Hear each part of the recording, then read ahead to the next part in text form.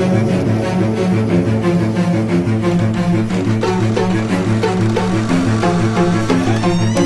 wears his heart safety pin to his backpack. His backpack is all that he knows.